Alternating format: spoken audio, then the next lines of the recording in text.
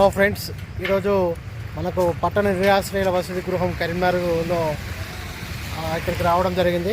ఇక్కడ చేయడానికి బట్టలు మరియు రైస్ కూడా డొనేట్ చేయడానికి రావడం జరిగింది.